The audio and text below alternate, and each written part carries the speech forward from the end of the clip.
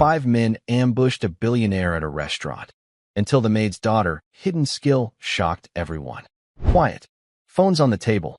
Now, the order cut through the golden hum of the Aurelia restaurant like shattered glass.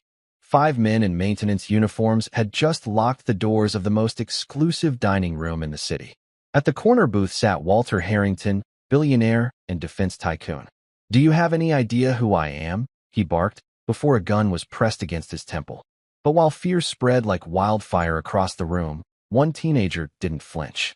She wasn't a mogul, a senator, or a celebrity. She was the maid's daughter, 15 years old, invisible, unimportant, or so everyone thought.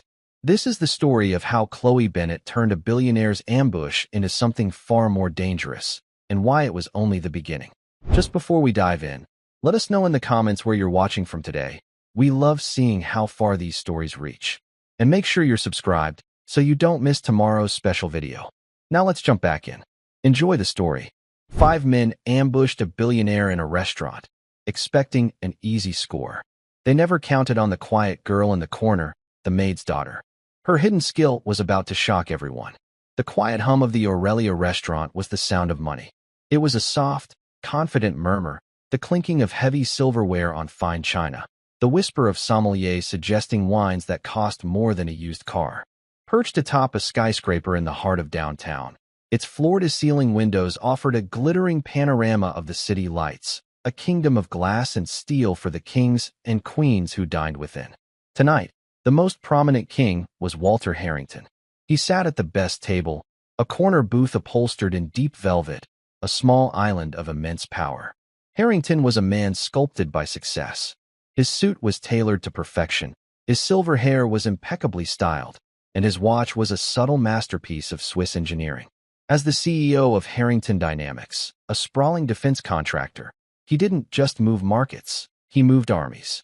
He was one of the richest, most powerful men in the country, and he wore his influence with the casual ease of a favorite coat.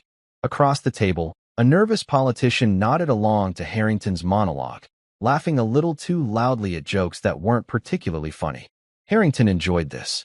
He enjoyed the deference, the quiet fear, the unspoken understanding that his favor could make or break a man's career. His gaze drifted idly around the room, assessing, categorizing. He saw hedge fund managers, tech moguls, and old money heirs, all performing the same ritual dance of wealth. It was his world, and he was its master. A short distance away, near a service station polished to a mirror shine, stood a woman who was invisible to him. Susan Bennet moved with a quiet efficiency that made her blend into the luxurious background. She wore the simple, elegant black uniform of the restaurant staff, her expression professionally serene. For the past 12 years, Susan had been the head housekeeper at Walter Harrington's sprawling city penthouse. Tonight, her boss had insisted she work a private event at his favorite restaurant, a last-minute demand she couldn't refuse. Her job was to be a ghost, anticipating needs before they arose, ensuring that Mr. Harrington's evening was seamless. Her daughter, Chloe, sat at a small, out-of-the-way table meant for staff on their break. She was 15, with a cascade of simple blonde hair tied back in a practical ponytail. She wore a plain gray sweater and jeans, a stark contrast to the designer gowns and bespoke suits that filled the room. A well-worn textbook and a half-finished glass of water were on her table. To any casual observer, she was just a teenager waiting for her mother to finish work, her head bent over her homework, lost in a world of algebra and history. But Chloe wasn't studying. Her eyes were down, but her senses were taking in everything. Her grandfather's voice was a constant, gentle echo in her mind. "Observation is your first and best weapon, kiddo," he used to say, his voice warm with the memory of sunshine and old leather. "Most people look, but they don't see. You need to see." So Chloe saw.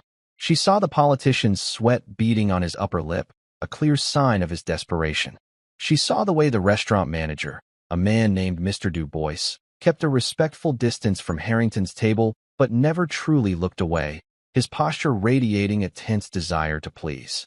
She counted the exits, the grand front entrance, 2 kitchen doors, and a service elevator at the end of the hall.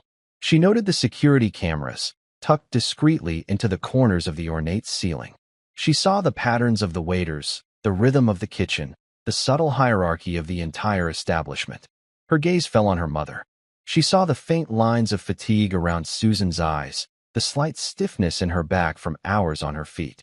She saw the practiced, polite smile that never quite reached her eyes, the mask she wore to navigate a world that paid her to be unseen. A pang of love and anger went through Chloe. Her mother deserved so much more than this life of quiet servitude to men like Walter Harrington. Harrington gestured impatiently, and Susan glided to his table instantly. "More water, Mr. Harrington?" she asked, her voice soft and deferential. He didn't even look at her. "Yes. And tell Du Bois the air is stuffy. I'm paying for comfort, not a sauna." He dismissed her with a wave of his hand, turning back to his guest. Susan murmured, "Right away, sir," and retreated. Chloe's jaw tightened. She hated the way he treated her mother, like a piece of furniture that could talk. Her grandfather had taught her about men like Harrington. Arrogance is a fatal flaw, Chloe. A man who believes he's untouchable is a man who's already lost. He never checks his flanks. The thought brought a fresh wave of grief. General Michael Coleman, her grandfather, had been gone for 2 years now. A sudden, shocking heart attack, the doctors had said. It had felt wrong then, and it felt wrong now. He had been a pillar of strength, a mountain of integrity who had served his country for 40 years. He was the man who taught her how to read a map and the stars, how to tie 13 different kinds of knots, and how to spot a lie in a man's eyes. He had taught her strategy using a chessboard and self-defense in the grassy expanse of their backyard. He called it life skills. Her mother called it filling her head with nonsense. But for Chloe, it was his legacy. It was all she had left of him. Her thoughts were cut short by a sudden, jarring noise. The grand oak doors of the restaurant slammed shut with a heavy, final thud. A thick metal lock clicked into place, the sound unnaturally loud in the hushed room. The gentle murmur of conversation died instantly. Heads turned. A nervous silence fell, thick and heavy with confusion. Then, a voice, rough and cold, sliced through the quiet. Nobody move. Phones on the table. Now. 5 men stood by the entrance. They were dressed in the dark blue overalls of a city maintenance crew, but there were no tools in their hands. There were only guns. They were large, black, and utterly terrifying. The leader, a big man with a thick neck and a jagged scar that cut through his left eyebrow, pointed his weapon at the ceiling. His eyes, small and hard like pebbles, scanned the room full of millionaires. The elegant buzz of the Aurelia had just been replaced by the raw, brutal language of violence. The panic was instantaneous, a tidal wave of fear that swept through the dining room. A woman screamed, a short, sharp cry that was quickly stifled.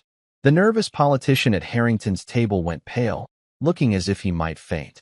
The diners, moments ago the masters of their universe, were now just frightened people, their wealth and power utterly useless.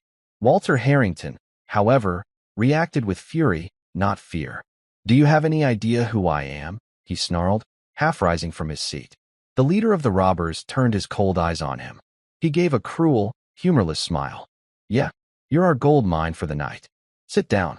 Now, another of the men, lean and jumpy, moved quickly to Harrington's side, pressing the muzzle of his gun into the billionaire's temple.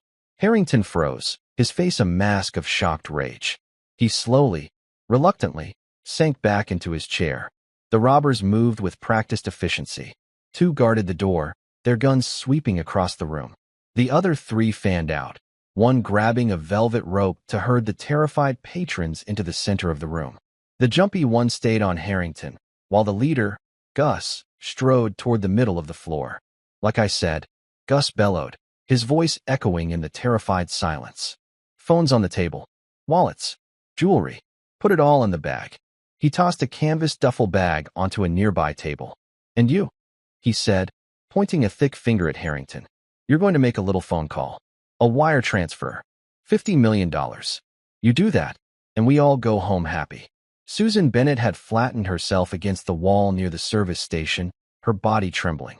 Her eyes darted around, searching for Chloe. She saw her daughter, still sitting at the small table, seemingly frozen in place. A wave of pure terror washed over Susan. She had to get to her. She had to protect her. But Chloe wasn't frozen. While everyone else was consumed by fear, she was consumed by a chilling, absolute clarity. Her grandfather's training had taken over. The world had slowed down. The panic, the shouting, the fear, it all faded into background noise. Her mind was a calm, cold engine of calculation. 5 hostiles, she thought, her eyes flicking from man to man. Leader, let's call him Scarface. Jumpy, by Harrington. 2 on the door, let's call them left door and right door. 1 more, the collector, moving through the tables. She analyzed their positions, their weapons, their postures. They were amateurs. Cocky. They held their guns with confidence, but without discipline. Their formation was sloppy.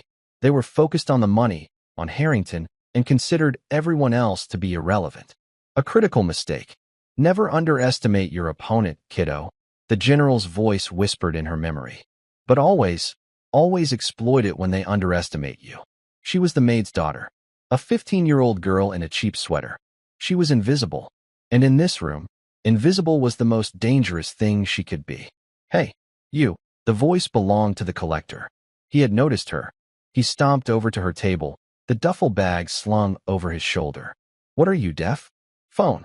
Now, he snarled, gesturing at the table with his gun. Chloe slowly lifted her head. She looked at him, her expression not of fear, but of mild annoyance, as if he had interrupted her from a particularly difficult math problem. She met his eyes. There was no terror there, just a calm, unnerving stillness. I don't have a phone, she said, her voice even. The man scoffed. Every kid has a phone. Don't lie to me. He gestured again, more aggressively this time. Empty your pockets. Chloe stood up slowly, her movements deliberate. I have nothing for you. Her mother, Susan, saw the confrontation and a strangled cry escaped her lips. Chloe, no. Just do what he says. The collector's attention snapped to Susan. That your kid? Keep her quiet, or I'll do it for you. He turned back to Chloe, his face twisted in a sneer. You think you're tough? You think you're special? Chloe's eyes flickered for a fraction of a second. She looked past the robber, her gaze locking onto a heavy silver platter on a nearby serving cart. Then her eyes moved to the ornate, heavy-bottomed wine cooler standing next to it.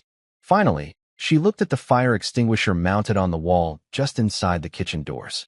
A plan, clean and precise, formed in her mind. 3 targets of opportunity. 3 steps. Create a diversion. Neutralize the immediate threat. Secure an exit. No, Chloe replied, her voice still disarmingly calm. I just think my grandfather raised me better than to let a man with a gun push my mother around. The comment was so unexpected, so completely out of place, that the robber actually hesitated. In that moment of hesitation, Chloe moved. It wasn't a panicked rush. It was a fluid, economical motion, a dance of physics and leverage that her grandfather had drilled into her for years.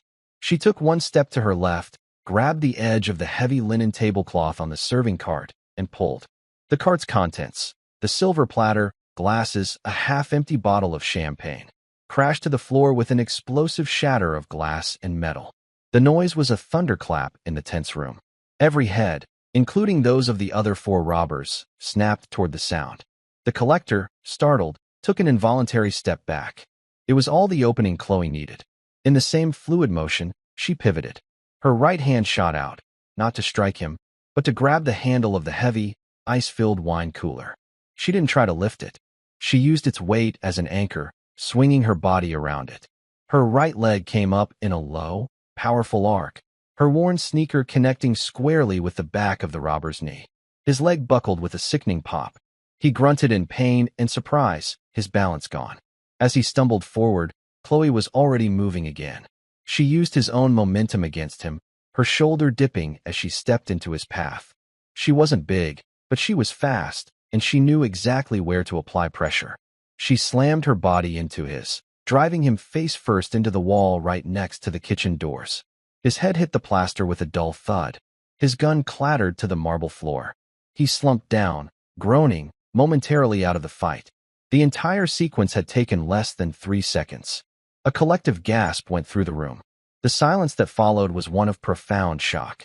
The robbers stared, their minds struggling to process what had just happened. Walter Harrington's jaw was hanging open. Susan Bennett looked at her daughter as if she were a stranger, her heart pounding with a mixture of terror and utter disbelief. Chloe didn't pause to admire her work. She scooped up the fallen gun, her hands steady. She didn't point it at anyone. Instead, she backed away quickly toward the kitchen doors, her eyes scanning the remaining four men. "Mom," she shouted, her voice sharp and clear, cutting through the stunned silence. "Kitchen, now!" Her command broke the spell. The leader, Gus, recovered first. A look of pure fury replaced his surprise. "Get her," he roared. "Shoot that little." But his men were hesitant. The calm, collected patrons were one thing. A 15-year-old girl who could take down a grown man in seconds was something else entirely. It was a variable they hadn't planned for. Left door and right door raised their weapons, but they had no clear shot. Chloe was already pushing through the swinging kitchen doors. Jumpy, still standing over Harrington, swiveled his gun toward the kitchen, but he couldn't fire without hitting other people. The diversion had worked perfectly. As the robbers' attention focused on the kitchen, the patrons began to react, their survival instincts finally overriding their fear. People started scrambling, diving under tables, creating more chaos. Walter Harrington seized the moment. He lunged sideways, knocking his chair into Jumpy's legs. The gunman stumbled, cursing, giving Harrington the precious second he needed to dive behind the velvet booth for cover. Inside the kitchen, the sounds of controlled chaos erupted. Chloe hadn't fled. She was fighting. There were shouts, the crash of pots and pans, a sharp hiss. Gus, his face purple with rage, made a decision. The plan was falling apart. "Forget the girl. Get the money," he screamed at Jumpy. "Finish the transfer." He and the other two gunmen started moving toward the center of the room, trying to regain control. But it was too late. The element of surprise was gone, replaced by a wild card they could never have anticipated. They had ambushed a billionaire in a restaurant, expecting to find sheep. Instead, they had found a wolf disguised as a lamb. And she was just getting started. The kitchen was a maze of stainless steel and controlled panic. Chefs and line cooks, who had been hiding behind counters and in pantries, stared with wide eyes as Chloe burst through the doors. She ignored them, her mind already on the next step. Control the environment, Chloe. The battlefield is never just the ground you stand on. It's everything around you. She grabbed the heavy fire extinguisher from its wall mount. Her hands knew the familiar weight, the feel of the pin under her thumb. Her grandfather had made her practice with one in their backyard, spraying foam at imaginary enemies until she could deploy it in her sleep. She didn't wait for the robbers to come to her. She kicked open one of the swinging doors just enough to create a gap and shoved the nozzle through. A thick, white cloud of CO2 foam blasted into the dining room, aimed directly at the two robbers moving to regain control. The men yelled in shock, stumbling back as the cold, blinding foam hit them. It wasn't lethal, but it was disorienting. It coated their faces, stung their eyes, and made the marble floor slick and treacherous. One of them slipped, his feet going out from under him, and landed hard on his back. "Move," Chloe yelled to her mother, who was now huddled with the kitchen staff. "There's a service exit in the back. Get out." Susan, her face as white as a sheet, was paralyzed. "But you, what are you doing?" "What Grandpa taught me," Chloe said, her voice tight with focus. "Now go." The leader, Gus, wiped the foam from his eyes, roaring with frustration. He fired his gun blindly toward the kitchen, the bullet tearing a chunk out of the door frame. "I'm gonna kill that kid." Chloe ducked back as splinters flew. She dropped the extinguisher and scanned her new environment. Pots, pans, knives, boiling water, heavy sacks of flour. It was an arsenal. The Jumpy robber, having recovered from Harrington's shove, decided to be a hero. He charged for the kitchen doors. He burst through, his gun raised, expecting to find a scared teenager. He found a strategist. Chloe had positioned herself beside a large, industrial-grade mixer. As he came through the door, she kicked a 50-pound sack of flour that she had dragged into his path. The sack ripped open on impact, sending a massive white cloud into the air. The robber gasped, inhaling a lungful of fine powder. He began to cough violently, his eyes watering, his vision completely obscured. He was blind. He fired his gun wildly, the shot going harmlessly into the ceiling. Before he could recover, Chloe was on him. She used a heavy-bottomed frying pan not as a club, but as a tool of leverage. She hooked it behind his gun arm and twisted, using a technique her grandfather had adapted from a military disarming maneuver. The man's wrist bent at an unnatural angle. He screamed in pain, his fingers spasming open. The gun fell to the floor. Chloe kicked it under a low steel prep table. She finished the move with a sharp, precise jab of her elbow to a pressure point just below his ribs.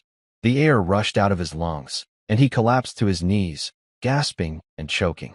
2 down, 3 to go.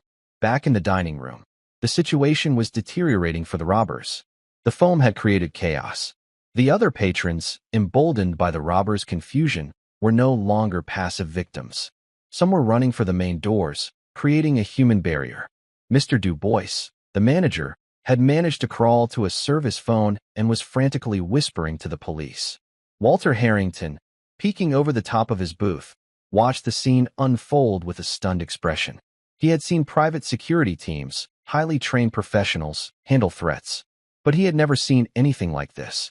A child, the daughter of his housekeeper, was systematically dismantling a team of armed men with nothing but her wits and her environment. Gus saw his plan evaporating. The money was gone. The only thing left was anger. He looked at the 2 remaining members of his team. Forget the money. We're not leaving empty-handed. His wild eyes landed on Susan Bennett, who was still frozen near the edge of the kitchen, torn between escaping and staying for her daughter. Grab the woman. The move was born of desperation, but it was the one thing Chloe hadn't fully anticipated. One of the robbers, the one who had slipped on the foam, scrambled to his feet and lunged for Susan. No! Chloe screamed, her icy calm finally cracking. She ran from the kitchen, back into the main dining area. She was too far away. The man grabbed Susan, pulling her back and using her as a human shield. He pressed his gun to her mother's head. "That's enough, kid," Gus shouted, a triumphant, ugly sneer spreading across his face. "You stop right now, or Mommy gets it. Drop the gun you picked up. Kick it over here." Chloe stood in the middle of the dining room, the robber's heavy pistol still in her hand. Her eyes were locked on her mother. She could see the sheer terror on Susan's face, the tears streaming down her cheeks. For the first time that night, Chloe felt a stab of real fear. Her mind raced. He has leverage. He has a hostage. Standard procedure. De-escalate, comply, and wait for an opening. But this wasn't a textbook exercise. This was her mother.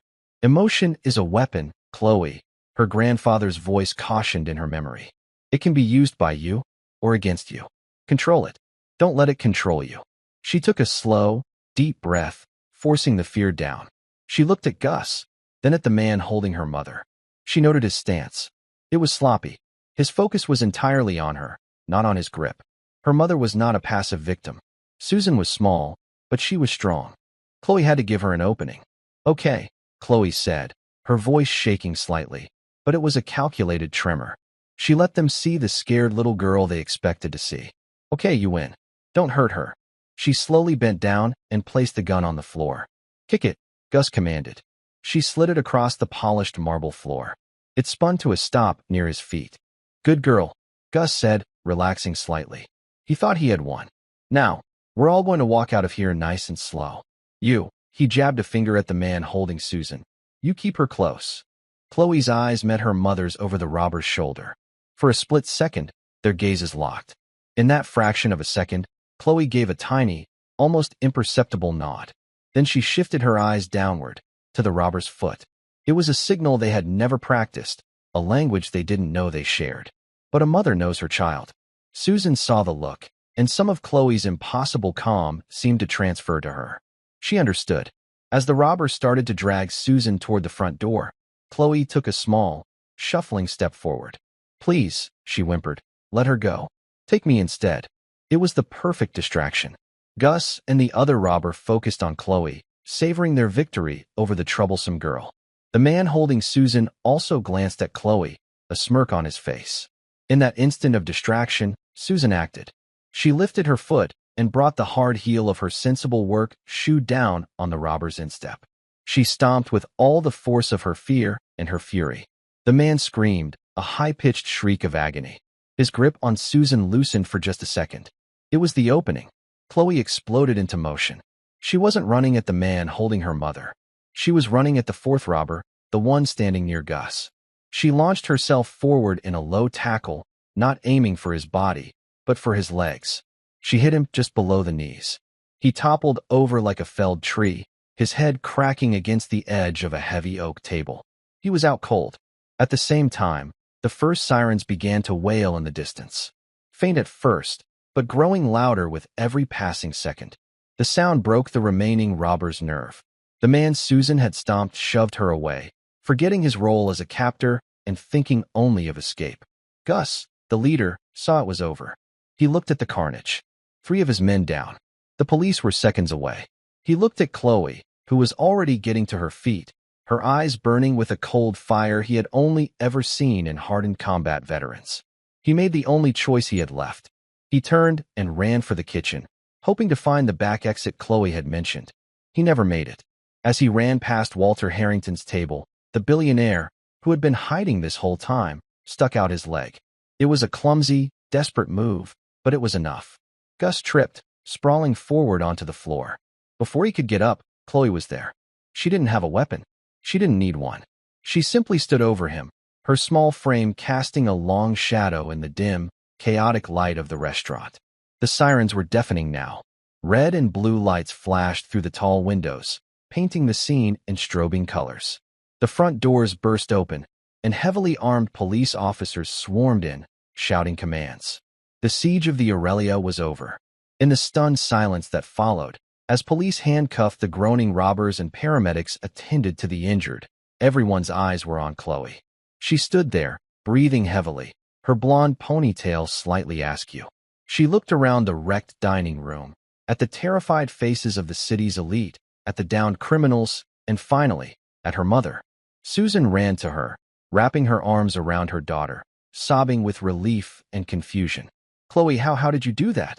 Chloe leaned into her mother's embrace, the adrenaline finally beginning to fade, leaving a deep, bone-weary exhaustion in its place. Grandpa, she whispered, her voice muffled in her mother's shoulder. Grandpa taught me. Across the room, Walter Harrington was being helped to his feet by an officer. He brushed off his expensive suit, his expression a mixture of relief, anger, and something else, a deep, unsettling curiosity. He stared at the maid's daughter. She was no longer invisible to him. He looked at this child who had single-handedly saved his life and his fortune, and for the first time, he felt a sliver of fear. One of the conscious robbers, being led away in cuffs, spat on the floor near Harrington. You're a lucky man, he sneered. We weren't the only ones after you tonight. Just the first. Nightingale sends his regards. The name hung in the air. Nightingale. Harrington's blood ran cold. The color drained from his face. His eyes shot to Chloe, a wild, accusing look in them. It was impossible. No one knew that name. It was a ghost from a past he had buried under a mountain of money and lies. Chloe met his gaze. Her expression was unreadable, her blue eyes as calm and deep as a frozen lake. But Harrington saw it. He saw the flicker of recognition, the barest hint of a shadow in their depths. And in that moment, he understood. The robbery wasn't random. This wasn't over. It was just the beginning. The hours that followed were a blur of flashing lights, crackling radios, and the sharp, authoritative voices of law enforcement. The Aurelia, once a sanctuary of quiet luxury, had become a crime scene. Paramedics treated minor injuries, detectives questioned shaken patrons, and forensic teams dusted for prints. Through it all, Chloe sat wrapped in a coarse wool blanket on the steps of an ambulance, a cup of lukewarm, sugary tea held loosely in her hands. The adrenaline had long since drained away, leaving a profound weariness that settled deep in her bones. She watched the organized chaos with the detached calm of a spectator. She answered the questions of a kind-faced but perceptive detective named Miller, her answers simple, direct, and carefully edited. I just got lucky, she said, keeping her gaze fixed on her worn sneakers. The guy who grabbed me wasn't paying attention. I pulled a tablecloth.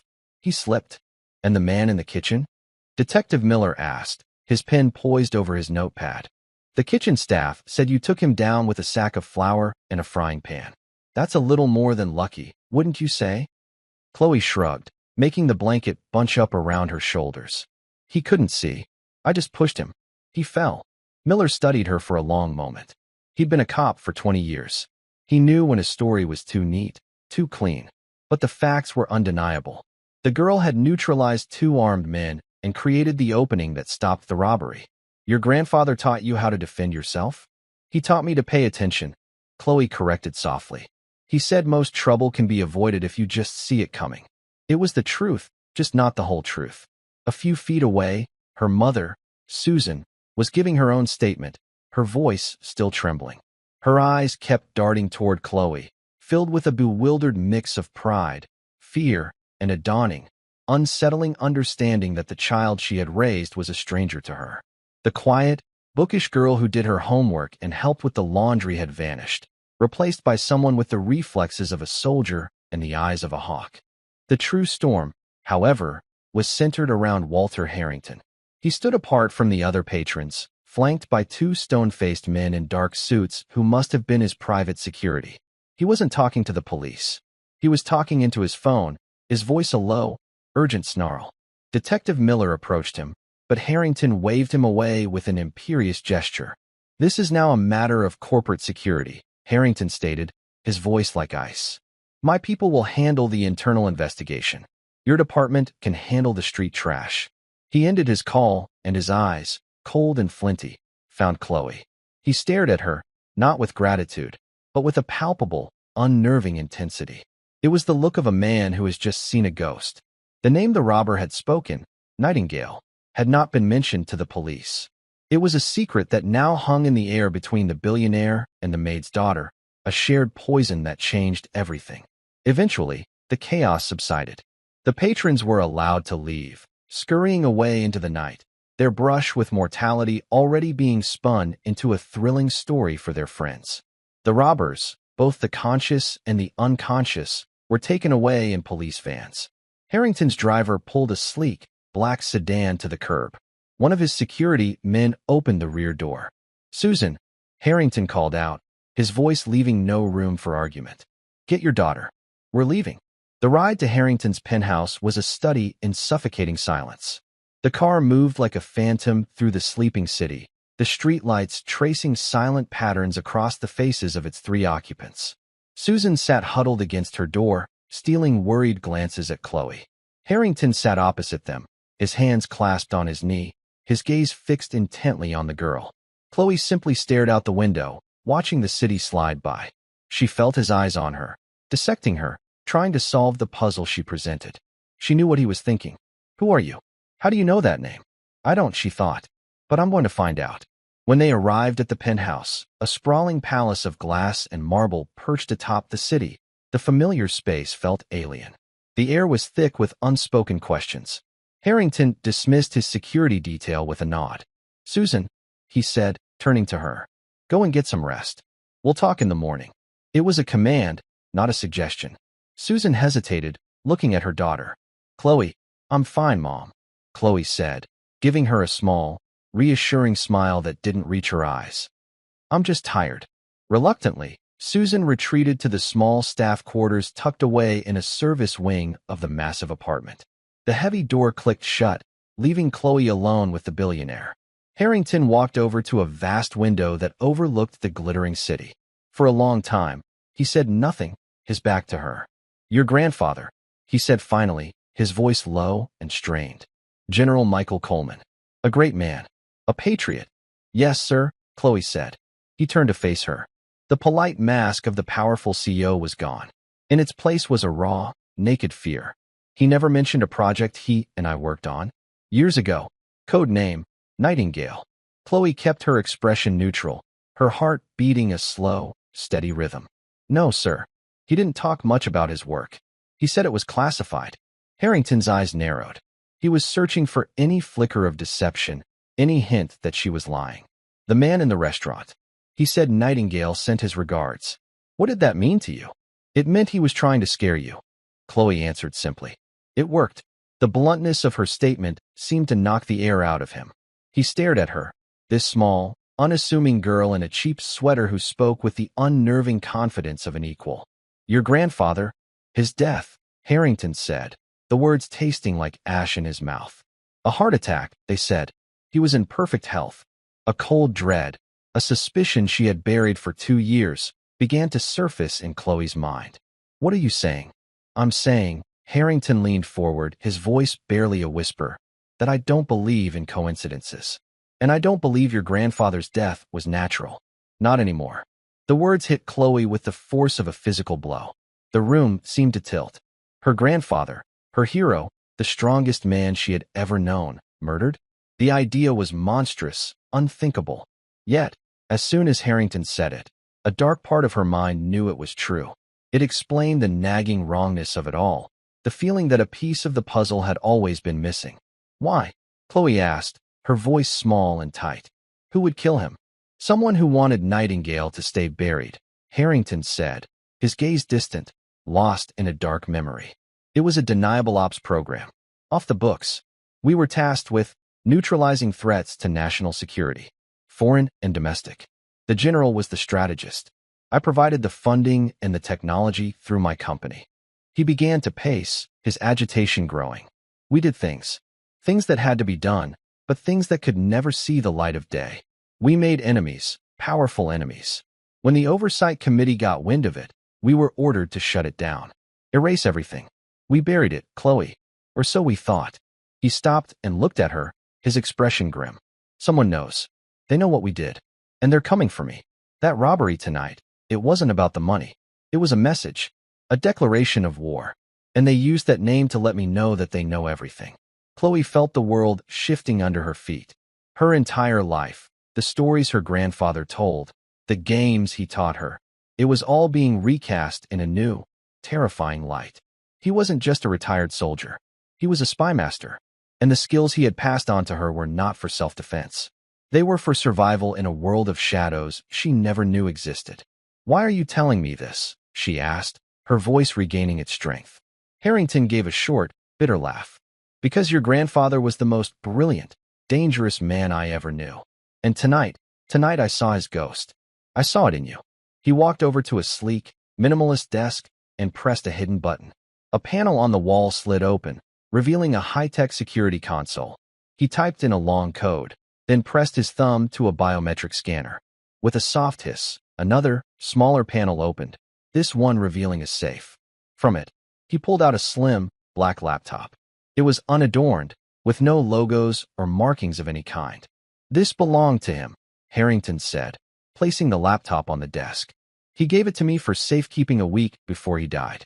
He said if anything ever happened to him, I was to give it to you, and only you, when you were ready. He said you would know what to do with it. Harrington looked at her, his fear now mixed with a desperate, calculating hope. I didn't understand then. I think I'm beginning to understand now. He wasn't just teaching you games, was he? He was training you. He was preparing you for this. Chloe walked slowly toward the desk. She looked at the laptop, then up at the billionaire. For years, he had been a distant, arrogant figure in her life, her mother's employer, a man to be avoided and placated. Now, he was a man whose life depended on her. The power dynamic in the room had been completely inverted. He taught me to finish what I start, she said, her hand resting on the cool metal of the laptop. A new, cold resolve settled over her. The grief for her grandfather was still there, a raw, open wound. But now, it was joined by something else, a burning, unyielding anger. Someone had taken him from her. Someone had murdered him to protect a secret. And she was going to find out who. The first light of dawn was painting the sky in shades of gray and pink when Chloe finally opened the laptop. She did it in the quiet of her own small room, a space that suddenly felt like a cage. Her mother was asleep, exhausted by the trauma of the night. The laptop hummed to life, its screen displaying a single, stark image, a chessboard, with the pieces set up in the middle of a game. Below it was a blinking cursor, waiting for a password. It wasn't a question. It was a test. Chloe studied the board. It was a famous position, one her grandfather had made her study for weeks. The Fischer-Spassky game, 1972. The turning point of the Cold War on a chessboard. But the position was slightly altered. One of the pawns was out of place. Details, Chloe. The truth is always in the details that no one else bothers to look at. She knew the move. Fischer's brilliant, unorthodox pawn sacrifice. She typed it into the password field using standard algebraic notation. BXH2+. The screen went black for a second, then resolved into a simple, text-based operating system. There were no icons, no graphics. Just a list of encrypted files with cryptic names, Socrates, Plato, Aristotle, and one that made her breath catch in her throat, Nightingale. She clicked on the Nightingale file. Another password prompt appeared. This one was different. It was a question. What is the price of silence? Chloe didn't have to think. It was a phrase from one of her grandfather's favorite books, a worn copy of Meditations by Marcus Aurelius. He had underlined the passage and made her memorize it. She typed the answer. Everything. The file decrypted. It wasn't a dossier or a report. It was a complex diagram of names, dates, and locations, all connected by lines of influence and money. In the center was Walter Harrington and Harrington Dynamics. Branching off from him were offshore accounts, shell corporations, and clandestine meetings. And at the end of several of those branches was one recurring name, Senator James Prescott, the same nervous politician who had been at Harrington's table the night before. But it was the other side of the web that made her blood run cold. Another central node, labeled Nightingale, was connected not to corporations, but to a series of dates. Each date corresponded to a high-profile, unsolved accident or disappearance over the past 15 years. A journalist investigating military contracts who died in a car crash. A whistleblower at a rival tech firm who vanished while hiking.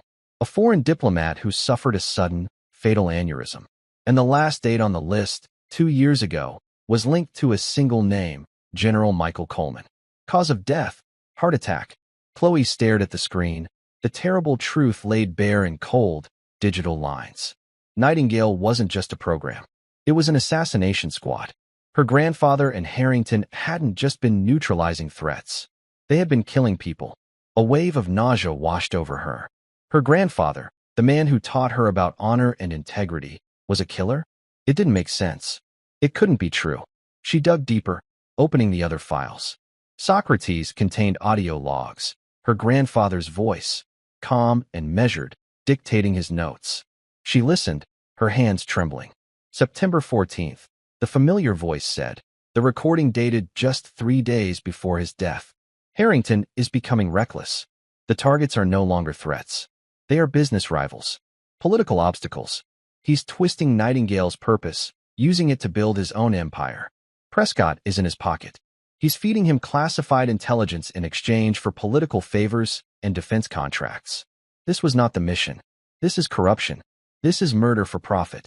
I have to shut him down. I'm meeting with an old contact from the AG's office. I've prepared a package, a dead man switch. If Harrington finds out, he will see it as a betrayal. He will not hesitate to add my name to the list. The recording ended. Chloe sat in stunned silence, the pieces clicking into place with horrifying clarity. Her grandfather hadn't been a murderer. He had been trying to stop one. He discovered Harrington was using their secret Black Ops team to eliminate personal enemies and consolidate power. He had planned to expose him, and Harrington had killed him for it. The robbery wasn't a message for Harrington from an old enemy. It was a message from a new one. The people who sent those robbers weren't after Harrington's money. They were after whatever proof the general had compiled against him. They thought Harrington had it, but he didn't. Chloe did. The black laptop in front of her wasn't just a computer. It was her grandfather's last will and testament. It was a weapon. It was a dead man's switch. And he had just handed it to the one person on Earth he knew would be able to use it. A cold, hard fury unlike anything she had ever felt before settled in Chloe's heart. It burned away the grief and the confusion, leaving behind a singular, razor-sharp purpose. Walter Harrington thought he had a new ally. He thought he had found a ghost to protect him from his past. He was wrong. He had just armed the one person who had the means, the motive, and the skill to bring his entire world crashing down. He thought the girl he was looking at was her grandfather's ghost. He was wrong. She was his judgment. The hum of the penthouse's climate control system was the only sound in the pre-dawn stillness. It was a sterile, soulless sound, the breathing of a gilded cage. Chloe sat on the edge of her narrow bed, the laptop screen casting a cold blue light on her face. The truth of her grandfather's life and death was a physical weight, pressing down on her, stealing the air from her lungs. He wasn't a murderer. He was a man who had made a deal with the devil, believing he could control the flames for a greater good. But the devil, Walter Harrington, had turned the fire on him. The rage that had solidified in her heart now cooled into something harder, denser, and far more dangerous. Purpose. Grief was a fog. Purpose was a compass. Her path was no longer about mourning what she had lost. It was about avenging it. She couldn't confront Harrington. Not yet. He was a king in his castle, surrounded by walls of money and influence. A direct accusation would be her last mistake. He would silence her as he had silenced her grandfather. Never fight your enemy on his terms. The general's voice echoed in her memory, a lesson from a long-ago chess game. Change the battlefield. Make him come to you. The laptop was the new battlefield. Her grandfather had left her an armory of information. She spent the next 2 hours devouring it, her mind absorbing the complex network of shell corporations, illegal arms deals, and political bribery. Senator Prescott was the key. He sat on the Senate Armed Services Committee, the very committee that approved Harrington Dynamics' multi-billion-dollar contracts. Her grandfather's logs detailed dozens of secret payments to offshore accounts held by the senator. The picture was simple and ugly. Harrington bought the politician, and the politician made him rich. Her strategy began to form, a 3-phase operation taking shape in her mind, just as the general had taught her. Phase 1, reconnaissance. She needed to observe the enemy, understand his habits and weaknesses, all under the perfect cover of the quiet, traumatized Maid's daughter. He would keep her close, a trophy, never seeing the scout in his own throne room. Phase 2, disruption. She would launch small, surgical strikes, anonymous leaks, whispers in the right ears, to attack his foundations, starting with the fragile career of Senator Prescott. Phase 3, checkmate. When his foundations were weak and his allies were gone, she would strike with the full weight of her grandfather's evidence to deliver the final, killing blow. She closed the laptop as the sun began to stream through her window, hiding it in a loose panel at the back of her closet. She showered, dressed, and erased every trace of the night's revelation from her face. When she looked in the mirror, a soldier stared back. She found Harrington in his private dining room. He looked up as she entered, his face softening into an expression of practiced concern. "Chloe," he said, his voice warm and paternal. "How are you feeling?"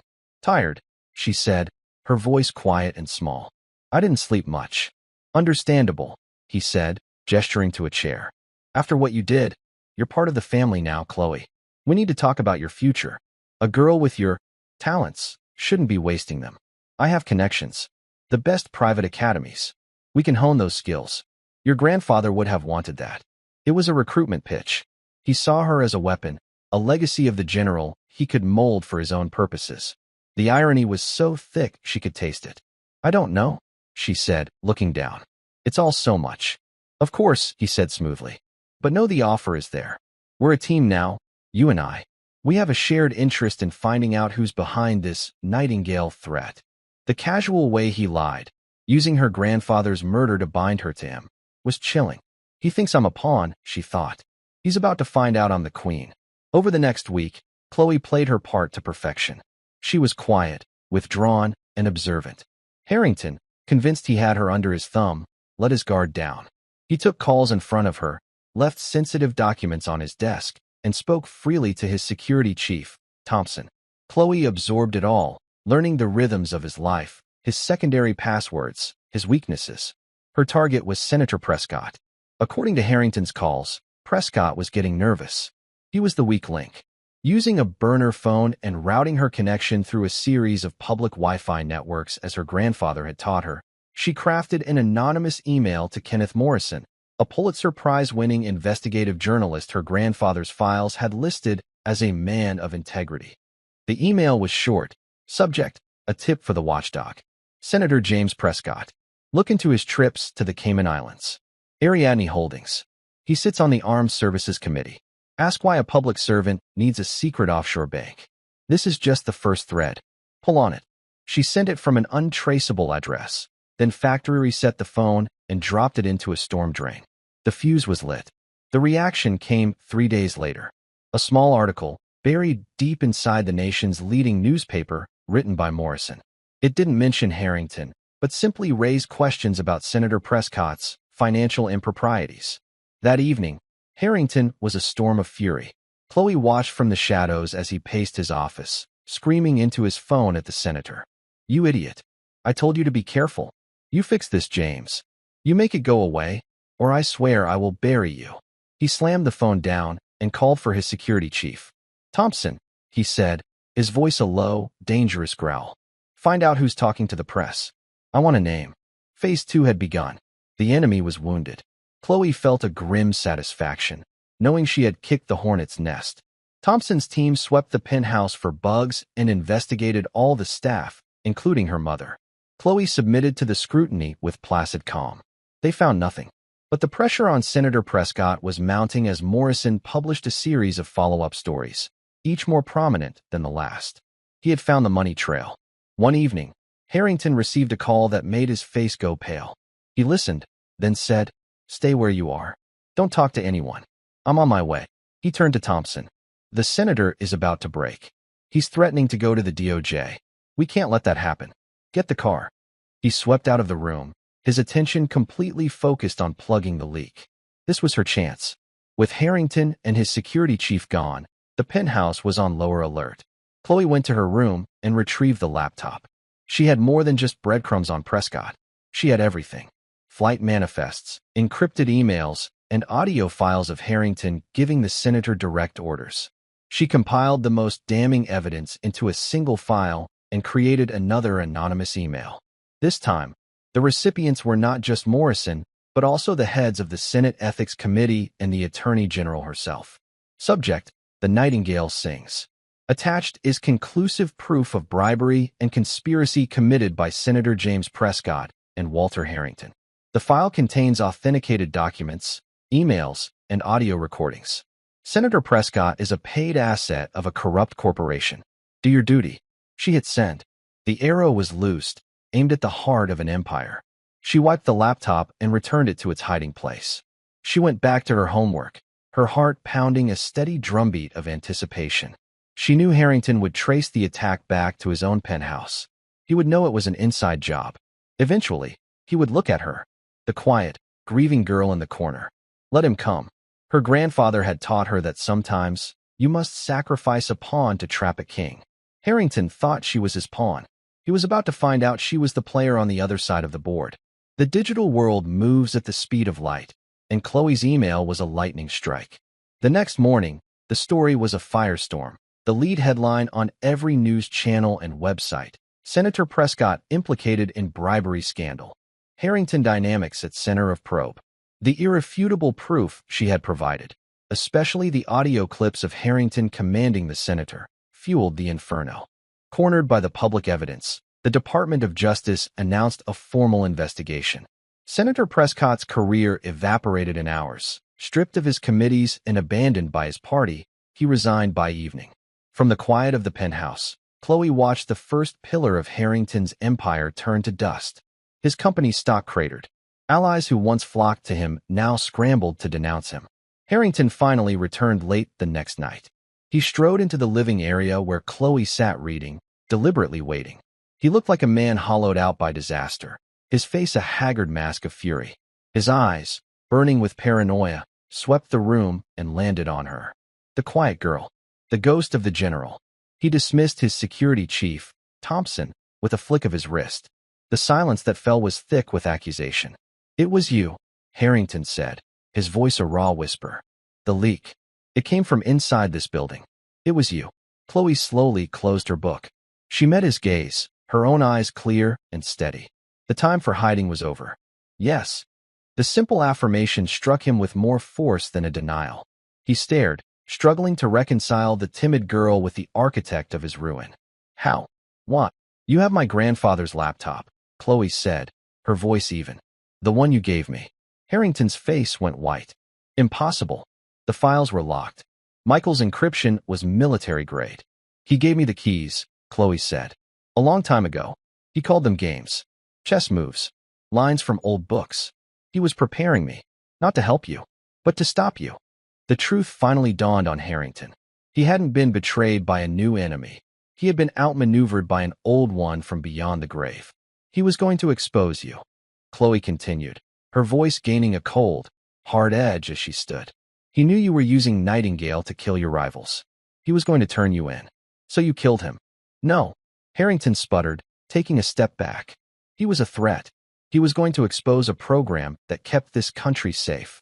He was a threat to your bank account, Chloe shot back, her anger finally surfacing. He was my grandfather, and you took him from me. Desperate, Harrington lunged for the phone. Thompson, get in here. He never finished. The front door burst open, revealing not Thompson, but Detective Miller and a team of FBI agents, guns drawn. Walter Harrington, Miller's voice boomed. You're under arrest for conspiracy, fraud, and suspicion of murder. Harrington froze. He looked from the agents to Chloe, his face a mask of utter defeat. He saw it all. She hadn't just leaked financial data. She had sent them everything. The Nightingale file. The proof linking him to her grandfather's murder. As they cuffed him, his eyes met Chloe's one last time. He saw no triumph, only the stark, quiet face of justice. 6 months later, Chloe and her mother stood on the lawn of a small, peaceful house they now owned, paid for with reward money from the DOJ. Walter Harrington was serving a life sentence without parole. His empire was in ruins. Susan put an arm around her daughter, a quiet pride in her eyes. Are you happy, honey? Chloe looked at their new home, a world away from the gilded cage of the penthouse. It was safe. It was normal. But she knew her grandfather's legacy was a part of her now, both a gift and a burden. I'm getting there, Mom, she said, a small, genuine smile touching her lips. The lesson was clear. Harrington believed power came from wealth and secrecy. But his empire, built on lies, was dismantled by a 15-year-old girl armed with the truth. True strength wasn't the power to eliminate threats, but the courage to stand for what's right. The maid's daughter, once invisible, had ensured her grandfather's honorable legacy would never be extinguished. And that's where we'll end the story for now. Whenever I share one of these, I hope it gives you a chance to step out of the everyday and just drift for a bit. I'd love to know what you were doing while listening. Maybe relaxing after work, on a late-night drive, or just winding down. Drop a line in the comments. I really do read them all. And if you want to make sure we cross paths again, hitting like and subscribing makes a huge difference. We are always trying to improve our stories, so feel free to also drop your feedback in the comment section below. Thanks for spending this time with me.